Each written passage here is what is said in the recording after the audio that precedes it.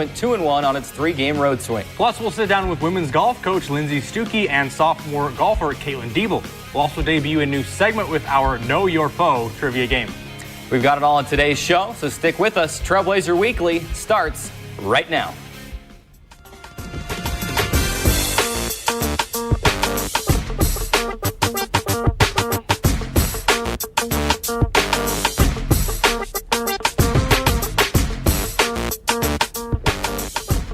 We are live inside the CEC TV studios on the Community Education Channel, Radio Dixie 91.3 FM, and the Dixie State Athletics YouTube page with another exciting edition of Trailblazer Weekly. I'm Carrick Sagmiller, and joining me is co-host Drayson Ball. Drayson, excited to have you on board still throughout the year. I know you're gearing up with pleasure for the Major League Baseball playoffs. It's a long season. The Atlanta Braves won their division. I know you're excited.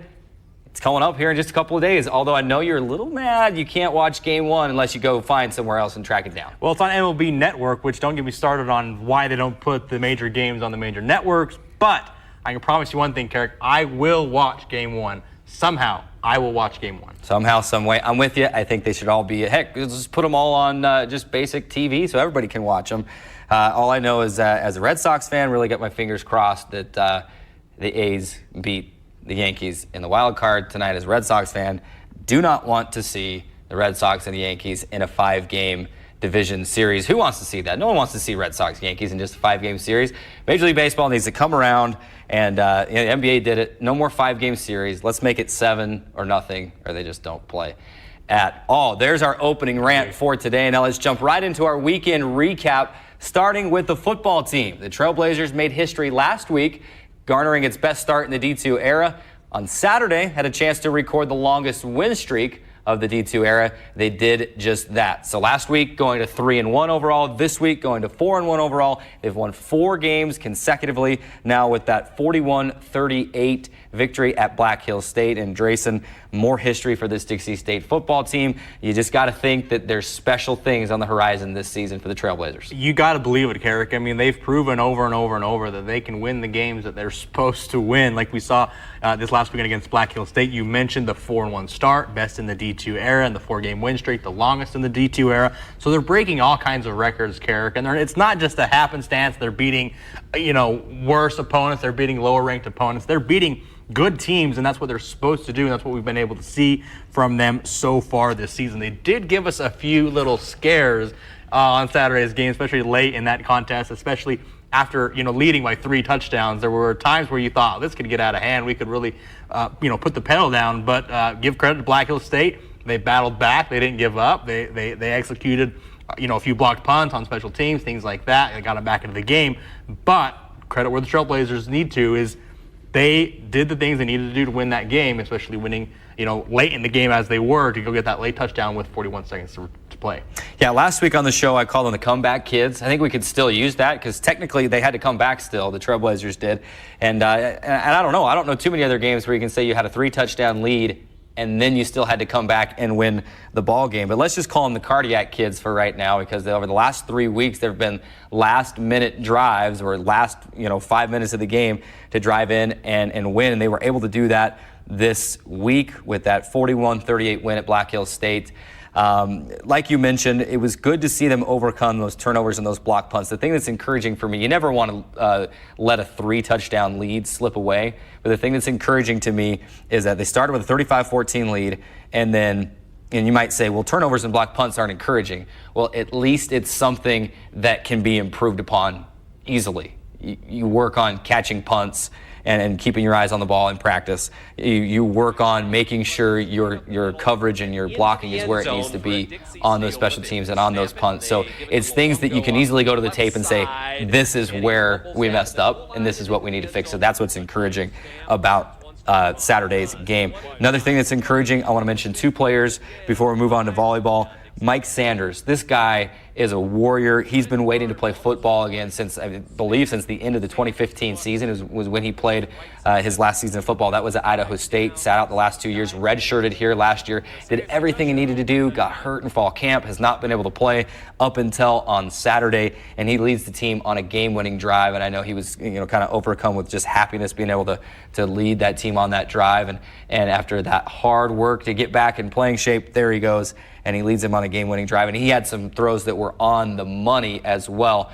One of those throws was the game-winning touchdown to Connor Miller, who scored 3 touchdowns, 2 rushing, and caught that touchdown pass. He played quarterback in junior college. The Trailblazers are not using him as a quarterback, but we saw him in the Wildcat. He's dangerous out of that Wildcat position. Happy for guys like Mike Sanders and Connor Miller to be able to contribute to this win. Yeah, and they're especially using Connor Miller there near the goal line and kind of those first and goal, second and goal situations near the end zone where they can put him in the Wildcat. We saw a few plays just now that he can really shine in those low, sort of close situations to the goal line where he can basically, make a man miss or whatever, and he can even throw it there, as you mentioned, from being a quarterback in his past. But they like to use him near the end zone, and that's one of the most encouraging things. If you look at the box score, obviously not a great game on the ground, but the 2 touchdowns on the ground plus 1 through the air is always encouraging.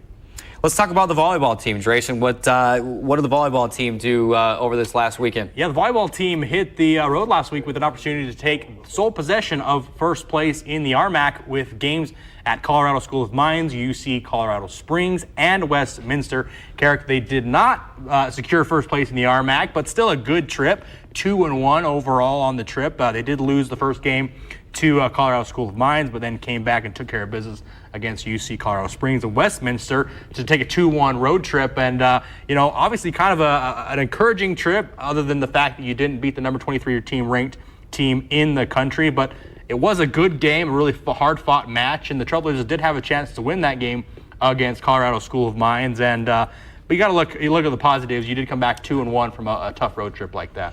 Well, and we said it last week on the show. Was happy for them that they could go and play Colorado School of Mines first on Friday. It looked like maybe they had some rubber legs coming off the bus and whatnot in that first set. Dropped that first set 25-17, but they bounced back with how about this? A 32-30 win in set 2. I mean, that's a lot of extra points. Anyone who knows volleyball, you got to win at least 25 points to win the set. They played a 32-30 in set 2. And then they move into set 3. I know there's going to be some maybe could-haves and should-haves about this match that they look back on. They led 24-20 in set 3 after that incredible set 2 victory. So they had all those set points, let that lead slip away, and they fall 27-25 in set 3. Bounce back with a big win in set 4 and take it down to the wire, but lose 15-11 in set 5. At the very least, they let teams like Colorado School of Mines know that, hey, we don't care that we're here in Golden. We don't care that we're in your gym. We're going to take you down to the wire because we feel like we probably should have won that game, and we're here. We're for real. They already beat Colorado Mesa here at home, almost got Colorado School of Mines on the road, and like you mentioned, they turned around and took care of business at Colorado Springs and at Westminster, and they proved that at right now 13-3 overall, 8-1 in the RMAC, they're in a great place still, Drayson. As we talked about with the with Coach Broadhead, the soccer coach, a few weeks ago, most every sport now has a conference tournament that helps earn that bid into the NCAA tournament at the end of the regular season. So if you don't finish atop the conference standing, it's okay. The Trailblazers could get another shot at Colorado School of Mines in that RMAC tournament. Plus, they've got some big matchups coming up this weekend. But a lot of things still to be encouraged about with this Trailblazers volleyball team. And I would love to watch a rematch of the Trailblazers against Colorado School of Mines as well, because I think there are a few things that they kind of let that game go in a few aspects. But let's give credit where it's due. I mean, Colorado School of Mines is a great volleyball team, as is Dixie State. And obviously, we've seen in the RMAC, just even the first half season that we've been playing, there are a lot of good volleyball teams out there, and anyone can go play anybody and win on any given day. That's just how competitive it is towards the top.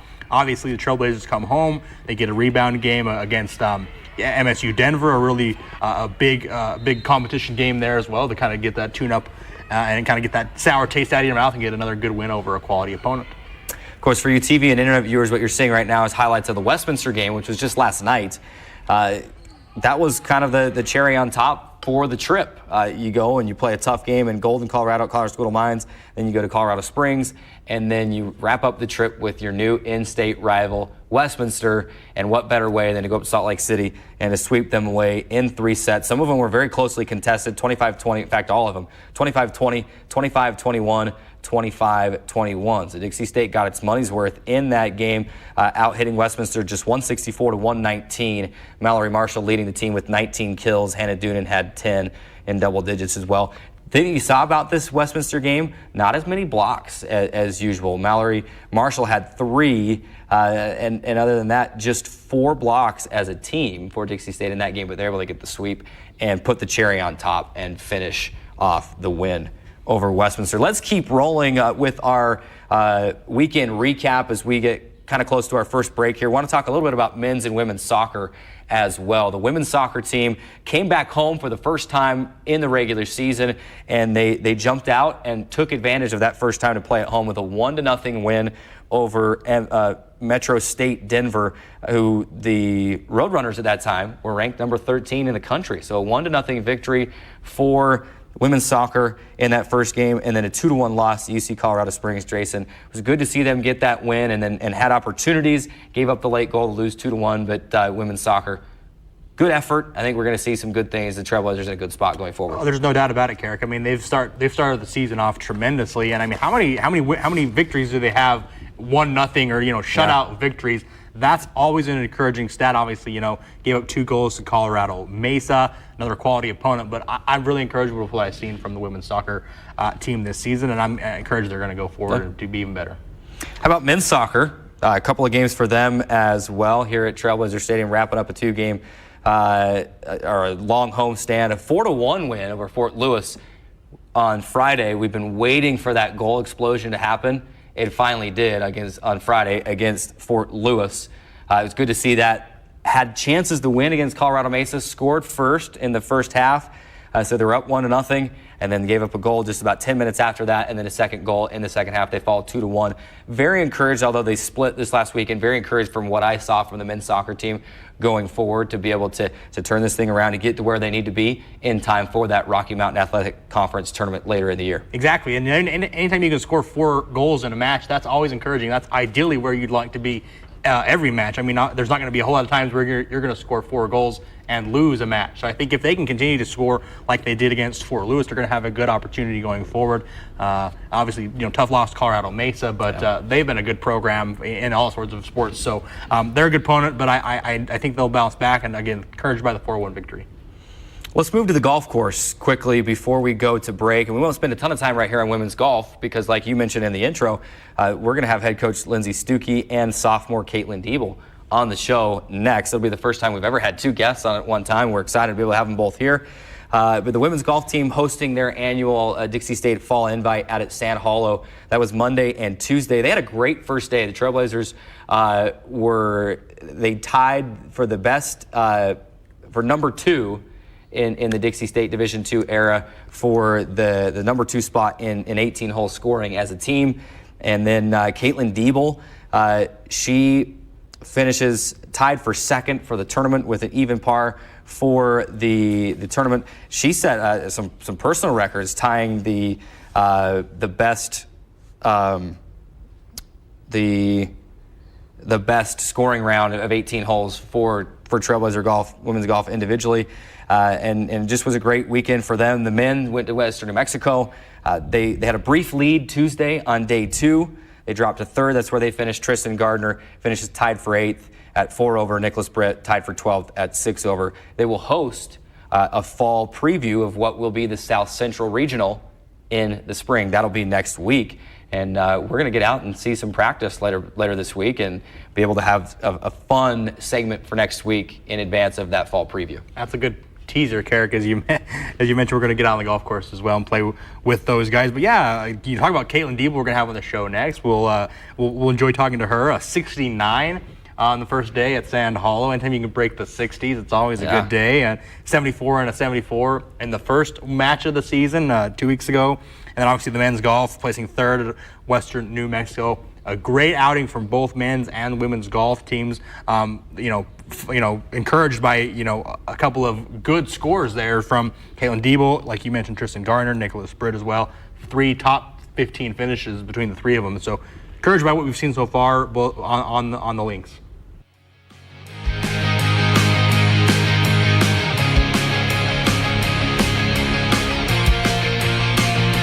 The women's golf team is already 2 tournaments into its season with 2 top 5 finishes at both events. Today we welcome to the Trailblazer Weekly women's golf head coach Lindsay Stuckey and sophomore golfer Caitlin Diebel. We thank you both for being here today and taking some time on your off day. I know you just had your annual fall tournament, which is a lot of work behind the scenes, Coach. We appreciate you being here with us and Caitlin for being here. The first time we've ever had 2 people on the set, 2 guests on the set with us at the same time. So we're excited. Let's just jump right into it. Let's talk about the first couple of weeks. First, a great showing last week and then a good showing this week. Maybe a spot or 2 below where you wanted to finish this week, but that's okay. Encouraging stuff so far, Coach. Take us through the first couple weeks of this fall season and let us know just what you've really liked over these first couple of weeks. Yeah, our first tournament, we had the RMAC fall preview. We came out with a 2nd place finish. I know we were voted probably 6th or 7th in the coaches poll, and I told the girls that, and that just really motivated them like more than anything. We felt super underrated, so we were like, let's go out and show them what we got, and coming away with a 2nd place, I mean, really, It pumped us up. Well, that's incredible. And then, as far as I understand it, I don't know if they were late entry or just kind of a random. Tampa, the team that wins, is not in the RMAC. It's an RMAC preview, and they're kind of there. Otherwise, you're tied atop the leaderboard, and you're bringing home maybe some hardware from that week as well. But a great week there. Let's talk about the fall invite and how everything went. I know we were worried about some rain. We were going to be able to get it in. You were able to get both days in really without interruption. And a good showing, and I know the teams love coming to play here in St. George. How was the course? How did everything go kind of behind the scenes for you guys out at Sand Hollow? The course is always great. Yeah. I don't know if you've been out there. It's one of the top in southern Utah, the state of Utah. The first day was awesome. We broke 300 for the first time, 4 player total. Caitlin shot a 3 under 69, which was just incredible. I can't say that I'm surprised. I mean, she's an incredible player. She's a great ball striker. So just a great finish for her. Well, let's talk to Caitlin a little bit, get her input on some things. You're off to a really great start. You shot 74 and 74 in the first match of the season, and then came back and fired a 69 in the fall invite. Talk a little bit about what you've just take us through your first 2 weeks and what you've been able to do to play so well. Honestly, I've just been putting in a lot of work and effort into my game. I know I kind of struggled my freshman year as much, and I made it a goal to do a lot better this year. And so it was just nice. My game's just been steady, and I've been hitting the ball like I want to and putting much better this season. And so it's just nice to see some results that I'm pleased with. Let's talk a little bit more about Friday's round. I mean, anytime you can break 60 is always good. Monday's round. Sorry, I'm getting my days mixed up. Anytime you can break 60, it's always a good day. I can shoot 60 as long as you don't ask me how many holes I played. But talk a little bit about that. Was there a shot? Was there a moment, a putt? Was there a time where you realized I'm in the zone and I can shoot really low today?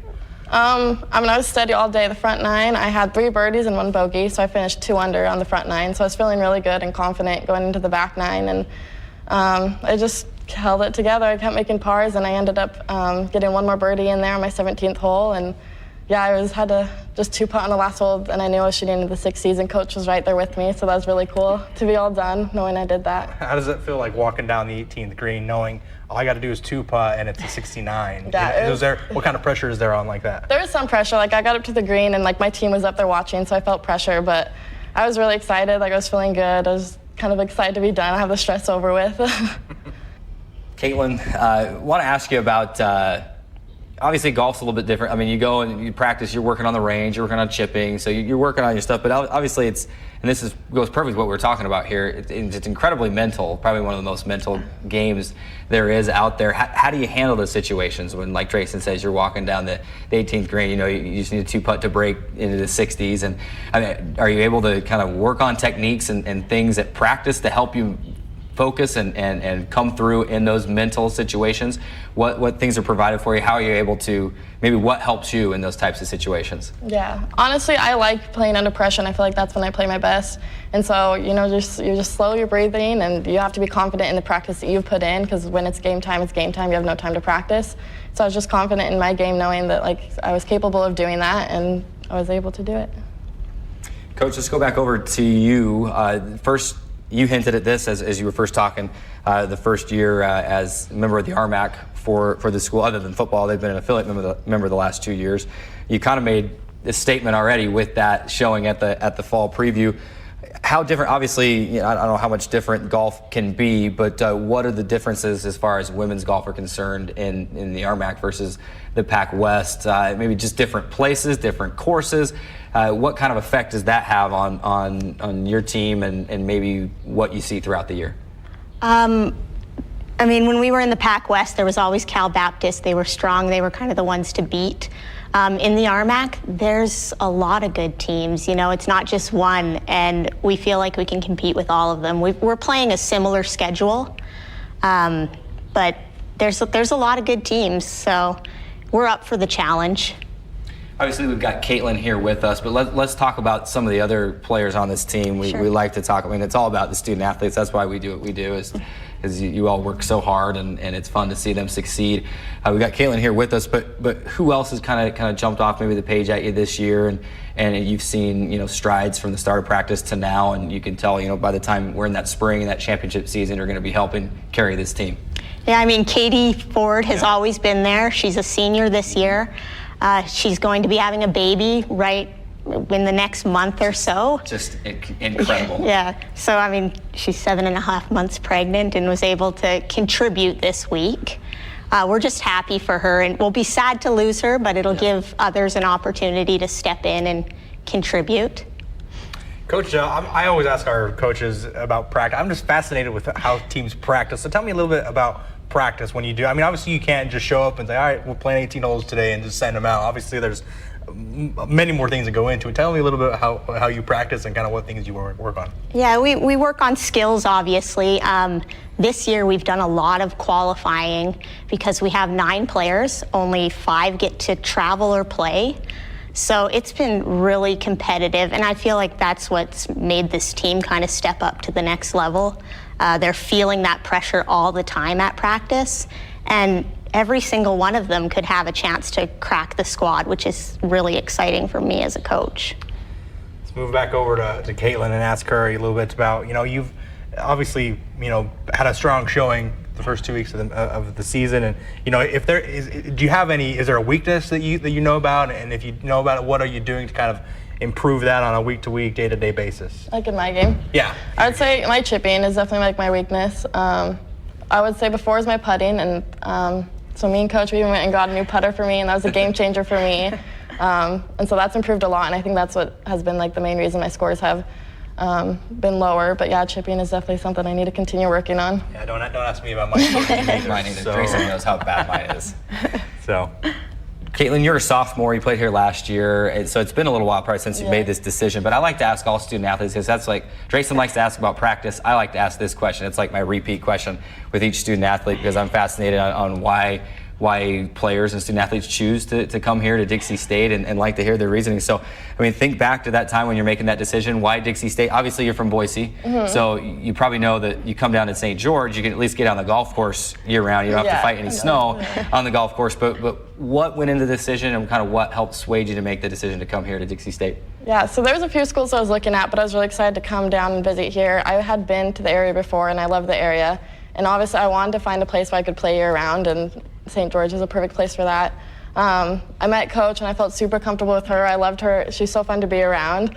And yeah, she's definitely a coach that I wanted. And so she was a huge deciding factor for why coming here. Talk about the dynamic of being on a golf team, because it's a team sport, but you're out playing individually. You know, you're not passing to each other. You're not, but really you're cheering for each other as well as you can. What's the dynamic like between maybe this year's team? What makes it special, and how you guys bond, you know, on trips or at practice, so that, you know, when you're out playing individually, you're still pulling for one another out on the course? I'd say like that's one of my favorite things about golf, is that like you can play for yourself, but at the same time you have a team to do it with. And I think traveling is like a huge like bonding as a team and competing, just like having each other's backs and supporting each other while we're out there on the course, and we're all rooting for each other. We're all wanting each other to do well. Like qualifying, there's some competition, which is good. I think it motivates us, like as Coach was saying earlier, to play our best game.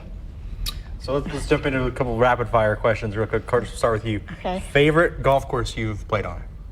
Sand Hollow. Sand Hollow. Well, in the area. In the area. Any golf course? Is there a different one? Maybe. Turtle Bay in Hawaii. Okay, that was a seems like good one. Fun one. Okay, what about you? Favorite course you've played on? I would say Sand Hall is definitely up there in the area, and then I played on Kauai Lagoons a couple years ago, and that was up there. Always fun, always fun. Okay, golf course bucket list. Which golf course do you want to be able to play on one day? Augusta. Okay, that's on everyone's list, I think, right? Yeah, I guess it would be amazing, but Pebble Beach for me. Pebble Beach is great as well. Always good. I always wanted to play at the St. Andrews over in Europe. Obviously, that's well-known one, famous one on everyone's bucket list as well. But I just want to be able to play well. I don't care where I play, but I don't put in the time to be able to play well. And I'm one of those that has the slice that I know I have it, so I aim for it, and it works 90% of the time. And then when I do hit it straight, I'm out in the parking lot. But Coach, you've got a couple more events here in the fall. I wanted to ask you. Obviously, 2 events down. You're going to go to Bellingham to Western Washington just later this weekend, or next week, early next week, and then to play in New Mexico after that. Talk about the importance of the fall, because a lot of people maybe don't understand, college golf anyway, because it almost feels like it's 2 different seasons. You've got the fall and the spring, with the spring actually being the championship season. You can use the fall to prepare. Talk about what kind of goes into that to know in choosing where you want to play in the fall to help to be ready for that championship season in the spring. Yeah, right now, to be honest, I'm just trying to figure out who's going to be in the lineup and give everybody a chance to get their feet wet, especially with 4 freshmen on my squad right now. It's been fun to see who can step up in those pressure situations.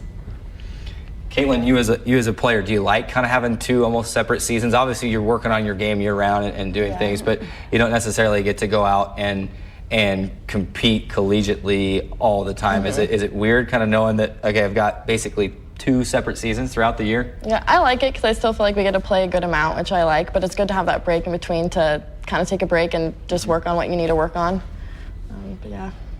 Well, we appreciate you stopping by today. We're running out of time here in the segment, but it's fun to have you both in here, coach and player. We'll have to do this more often. It's been kind of a fun dynamic to see you guys feed off of each other. And maybe we'll have to play our trivia game with them next segment and pit them against each other. Maybe. Well, we're going to have to get out to a practice one of these days. We're trying to get around all the practices and see how things go. And maybe we'll get out and kind of let you all walk us through a day in the life of a Dixie State practice and show us a thing or two and how we can fix our golf games as well. So we appreciate you stopping by. We wish you the best of luck. I'm sure you'll be heading up to Bellingham this weekend for that Monday and Tuesday Western Washington Invitational up there. So best of luck up there. Thank you. And then throughout the rest of the fall and then into the spring. So it comes quick. Before we know it, we'll be ready for those RMAC championships later in the year. So we appreciate you stopping by. Thank you.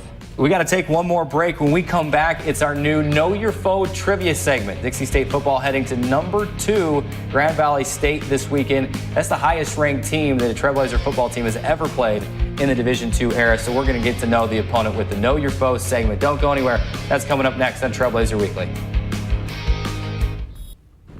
Trailblazer Weekly marches on, and today we introduce a new segment for the show. The Dixie State football team is set to make the trek to Allendale, Michigan for a battle against number 2 ranked Grand Valley State.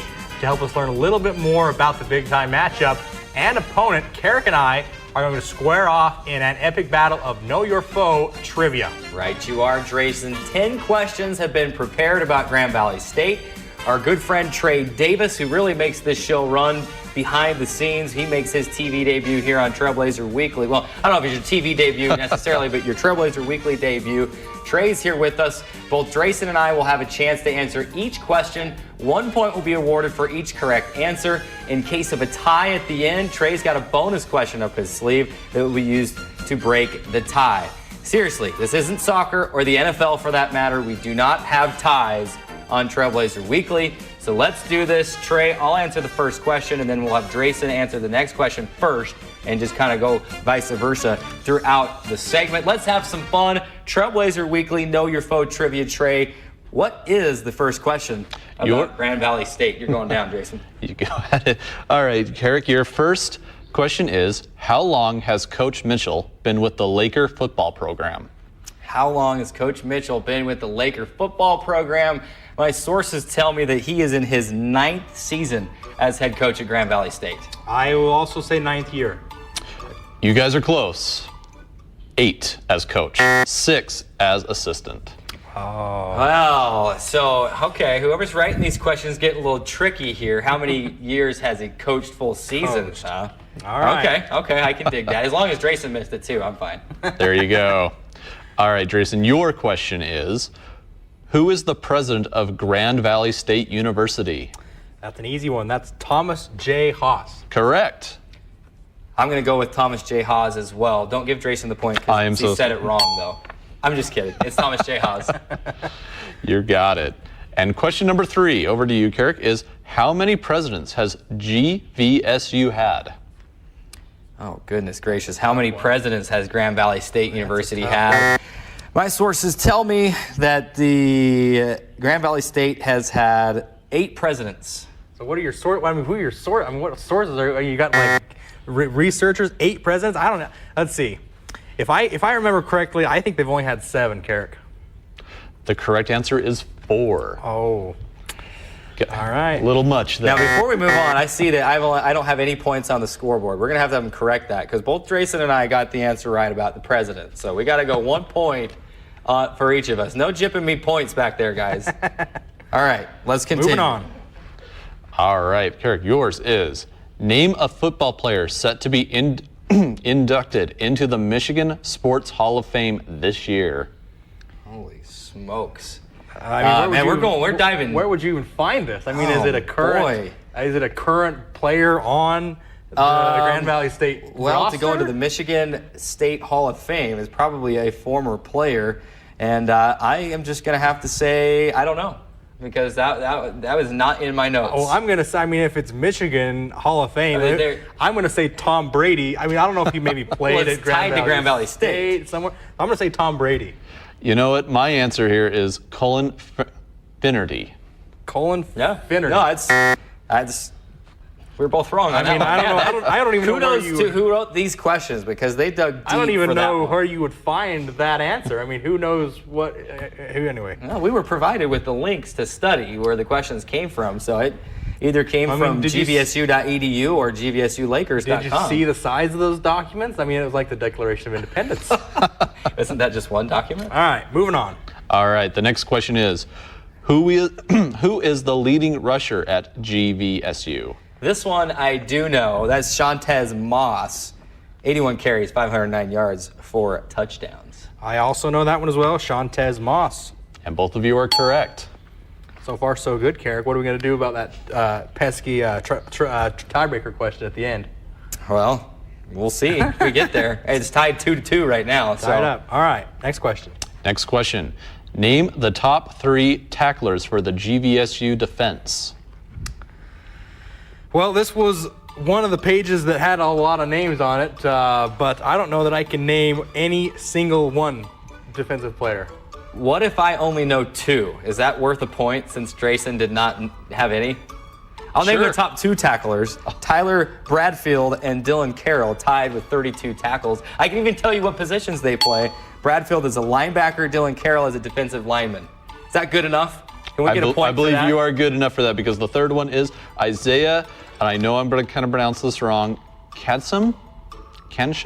I'm so sorry. Your guess is as good as mine. I do apologize for if I mispronounced that. Let me divert your attention to the scoreboard. Drayson is now 3-2 in favor of it's a long game.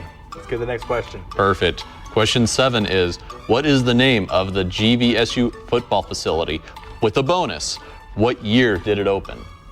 Okay, so I know the year that it opened, it was 1973 was the year that it opened, but I'm blanking on the name. I know where, I can remember where it was at on the page, and I know exactly where it was at. I know you're going to know it as well, but 1973 was when it opened. I'm going to go with Lubbers Stadium, and I'm going to say 1979. Ooh, well, Drayson, you are correct on the year. It is indeed 1973, and Lubber Stadium is also correct. So if we could split that, it's up to you. All right, that's fine. He got the year. We'll I give got each the a point. name. We'll both get a point. Yep. Okay. All Okay. right. 4-3. Here we go. There we go. And I can dig that. I agree. I think you guys are doing great. How many questions in are we, Dre? We Dre, are sorry. up to question 8 right now. This is question 8. Okay. This is fun. This is if you're just joining us, this is Trailblazer Weekly Know Your Foe Trivia. The Dixie State football team heading out to Grand Valley State on Saturday. They are ranked number 2 in all of Division II right now. This would be like if you want an example, like a Division I example. This is like maybe like Utah State going to play Alabama.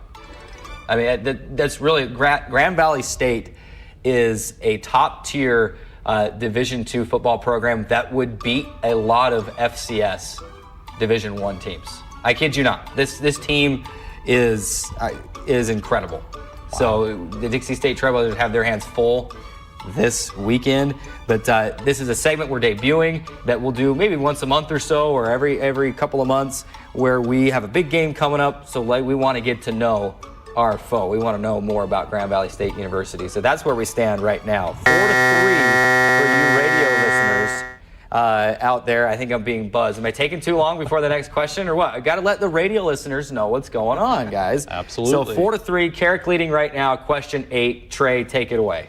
What is the largest crowd seen at Lubber Stadium? So this one actually kind of shocked me, but based on the pictures, it didn't look like this stadium would be able to hold this number. But the exact number, I believe, if I remember correctly, 16,467 was the total attendance there for one game. I would agree. 16,467. You are correct. I mean, that's good for me because I got the point, but it's basically, nullified because you got it as well. So it's going to be tough to come back. 2 questions left. Come back. We'll see what happens. Let's see here. what happens with you two. Question 9. 5-4, Carrick leading, by the way. How many fourth quarter points has GVSU scored to date this season? Fourth quarter points. So we're talking about total points. Yes. Scored in Total the fourth points quarter. scored in the fourth quarter. I'm trying to just add up in my head the total amount of points that they scored all season because I know that number, and try to just guess about what they would score in the fourth quarter. So I'm gonna say 79 points in the fourth quarter. I'm not going to lie, I did not get this one in my notes. I do have this button I could click right here that would take me right to the number. I won't do that. He says 79. I'm going to go with, how about 86 points scored in the fourth quarter? I am so sorry to you both. It was 47. 47. All right, Carrick, this is the showdown. So that was question 9, or is this question 10? We are now on to question 10. Okay, so it is, for you radio listeners, I realized I didn't do a very good job of this early in the game because obviously the people listening on the radio right now, on Radio Dixie 91.3, they can't see the scoreboard. So it's 5-4. This is a 10-question battle. Carrick is leading. That is me, by the way. 5-4. This is the 10th question. In order for Drayson to force the tiebreaker, he has to get this question correct, and I have to get this question incorrect. I am answering first? Yes. This time? All right, here we go. Your last question. How many fourth quarter points have they given up? Oh, goodness. Word. Here we go again. They've only given up, I'm going to say 11. So it was 49 that they've allowed, and they've won all their games. So I can't imagine this number would be higher than 49. So I'm going to say 11's pretty low. I'm going to say 11's a weird number as well. Why would you pick 11? You're going to have to get a safety in there. Two-point conversion and a field goal. That's okay. I'm going to say Garbage time touchdowns. I'm going to say 14. The correct answer is 7. I was going to say that. I was going to say 7. Oh man, that was close. Now, I do have a bonus question what? if you guys are interested. Let's just hear it for fun. Let's just hear it for fun. Let's just hear it Carrick, for fun. you've won 5-4. Let's just hear it for fun. All right, so that question is, name the quarterback's coach. Quarterback coach. Quarterback coach. I have the offensive coordinator and I have both defensive coordinators, but I do not have the the quarterback coach. As Carrick is looking up the stats here, the links here. My fat finger. I pushed the wrong link anyway. I clicked the link to Lubber Stadium, so that's not going to give me the answer. Right. I can tell you, Bart Williams is the quarterback.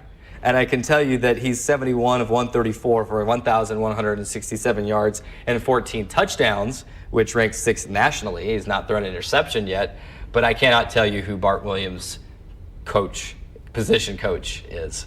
Well, that answer is Matt Fitztham. Matt Okay. Fitztham. I wouldn't have never guessed Matt Fitztham. Great coach, though.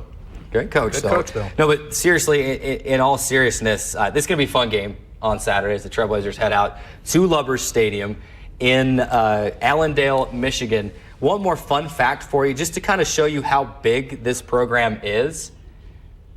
And if you can name this, because I pulled this out of their game notes, and I doubt you probably went there. I'll call it, well, I said there will be no ties. I'll give you 2 bonus points, and you win, Drayson, if you can tell me how many radio affiliates Grand Valley State has. How many radio stations will this game be broadcast on in the Michigan area on Saturday? I know it will be on TV on ESPN3. Yes. All their games are on ESPN3, so that's kind of a big deal. So how many radio affiliates?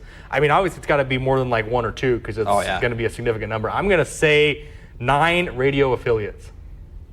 Why don't you try doubling that number? Wow. 18 radio affiliates. I mean, that's like inside of the state of Utah, like BYU and Utah, like they've got radio affiliates all throughout the state of Utah. This is a Division II school in Michigan. So, I mean, you've got obviously Michigan and Michigan State and all the other big programs that are back there. And then here's Grand Valley State, Division II program. They've got probably just as many radio affiliates as some of those big Division I schools back there. So it's going to be fun. This is the highest ranked team that Dixie State has ever played in the Division II era. They've had 15 games up to this point against ranked teams. They've never played anyone this high, number 2 or number 1. So an opportunity to go and you know, have some fun and see what happens. And if you win that ball game, then things are looking great for you at this time. Trey, buddy, we appreciate you coming on the show. And I think you've just established yourself as the official voice of the Know Your Foe trivia segment. So thanks for doing that and helping us out with those questions. We also thank you for all your hard work behind the scenes. These guys don't like to get credit for this because it's kind of anonymous work. Trey is the guy that when you're watching on TV or on the internet, you see the graphics, you see the highlights, the B-roll. He's put together the majority of those. So he helps with all the visuals behind the scenes. So Trey, thank you very much, man. We're excited to have you on board. Oh, you're very welcome. I love working here, so love the show. Let me just take one more opportunity to rub in the fact that I won the inaugural Know Your Foe trivia segment. We're going to have to come up with a trophy for it that we pass back and forth. It was a close matchup, 5-4 victory for myself in the Know Your Foe trivia segment. We got to take a break. When we come back, we'll put a bow on the show. We'll take a quick look ahead at a weekend preview as well as maybe take a look back at some of the fun stuff we've had on the show today. One final timeout. We come back to put a bow on the show on this week's edition of Trailblazer Weekly. We're back with more right after this. Welcome back inside Trailblazer Weekly, inside the CEC TV studios. Time to put a bow on the show as we take a look ahead at what's in store this weekend for Trailblazer Athletics. Want to start with first a couple of main things. First of all, volleyball, Drayson, back in action this weekend inside the Student Activity Center. So let's start with that. We'll also talk a little more about football and that tough matchup they have coming up. But let's start with volleyball, an opportunity to get back in the Student Activity Center and a big matchup with Metro State Denver on Saturday, a team that will be up at the top of the standings as well. But still, got to take care of business on Friday against Chadron State, against a team that's a little farther down in the conference standings, but it could be a little bit of a trap game. Got to take care of business on Friday before you get to the big matchup on Saturday. And it's, if nothing else, it's a good tune-up game because you got to play well against Chadron State, or else you could have the whole weekend ruined for you just like that. Chadron State 3-5 in the RMAC. 5-12 overall. They have been struggling a little bit this season, but it will be a good game. Like you mentioned, you got to take care of business right before you take on a good team in MSU Denver, who is 6-2 in the RMAC and 10-6 overall. Another good chance to go out there and beat a good RMAC team thus far in the season. A little bit of fun as well. A former Dixie State volleyball player, Taylor Duryea, is on the Metro State Denver roster. I'm sure still good friends here on this Dixie State volleyball team. So that's a little bit of an interesting side note there. You get to see a former player come back and play. And so that'll be a fun dynamic for Saturday night as well as the Trailblazers go forward with that. So a big opportunity for the Dixie State volleyball team. We mentioned it earlier in the show when we talked about, the natural tendency is to want to have a little bit of doom and gloom when you drop a game. And as bad as we all wanted the Trailblazers to win last Friday at Colorado School of Mines, and as bad as they wanted to win that game themselves, they know, you could tell too, just even their body language after the game and through the handshake line. And it wasn't that they're happy that they lost, but they know that they were in the game. They should have won that game. They're still right where they need to be for the opportunity to still even win the Rocky Mountain Athletic Conference. And in order to do that, you got to take care of business at home. You have to protect your home court.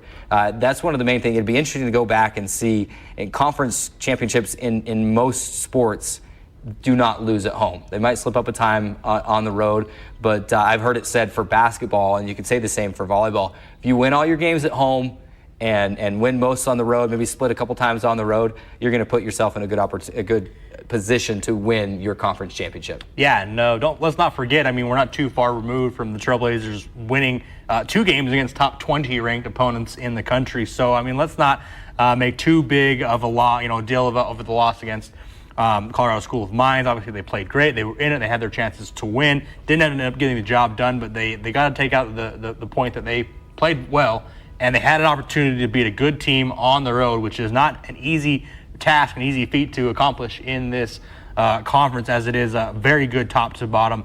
And I'm encouraged and obviously hopeful they'll be able to return back to here on campus at the SAC and play well against Chattanooga State, and then obviously go through and play well obviously against MSU Denver.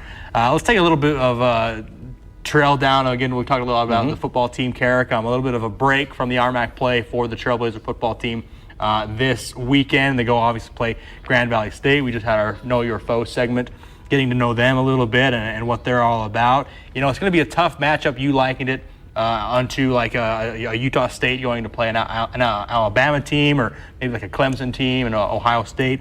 That kind of a matchup, but it's going to be a fun game. Obviously, it's going to be on ESPN3, like we mentioned, so it'll be a good, fun game to watch. A tough opponent, and like you said, go in. There's no pressure on you. It's their homecoming week. They're going to have all the hype coming into the game, and they're supposed to beat you by 50 or 60 or whatever. And obviously, you just got to go in, no pressure, just have fun, and who knows, maybe you could shock the world and come back with a W. Yeah, well, and I was actually having this exact conversation with Coach McClure earlier today. And, for a football team, and for any team in general, it's easy for us to say, like, just go in, no pressure. Well, there is pressure. You're playing on a national stage. And like you said, the game's on ESPN3, which, side note, we will get those links distributed as soon as we can. ESPN will make specific links that'll take you right to the game. You can find it on the Watch ESPN app, the ESPN app, and we'll get those links up on DixieStateAthletics.com as well as soon as we know what that link is. But there is a little bit of pressure. You're on that national stage. You're going to be going out, and it's going to feel, not that it doesn't here, but it's going to feel like an actual college football game. The band's going to be playing. There's going to be a huge crowd, over 10,000, and it'll be a big-time stadium feel. And like you said, they'll have an opportunity to go and to make a statement on a national stage. If Dixie State were to go and win this game over a number 2 ranked Grand Valley State team and be 5-1 overall with that win, I would be shocked if maybe they weren't ranked down toward the bottom of the top 25 or even at least receiving votes. This Dixie State team's never been ranked in Division II, the AFCA coaches poll. So we don't want to get too far ahead of ourselves, but go and have fun, enjoy this time, because this is what top tier Division II football is all about at Grand Valley State. They're going to have a fun time getting to see that stadium, somewhere that you haven't seen before, and it'll be a good break from Rocky Mountain Athletic Conference play. We talked about it before the show off the air. The important part is you go and you have fun, and hopefully, knock on wood, you come back healthy for the stretch run in RMAC play. Yeah, that's the most important part, Carrick. And if nothing else, you can go in and you can say, we obviously want to win this game. They're going to play hard and they're going to, do everything they can to win that game. But if nothing else, you can say, let's go in and work out the kinks. And maybe if there's a few things that we've been working on in practice or a few things that we've not been able to do in previous games, let's go in, let's work out the kinks. Let's try to execute where we can and control the things that we can control. And if they do that, they obviously give themselves a good chance. They have to, in order to win this game, they do have to play perfectly, Carrick, and they have to have virtually no mistakes.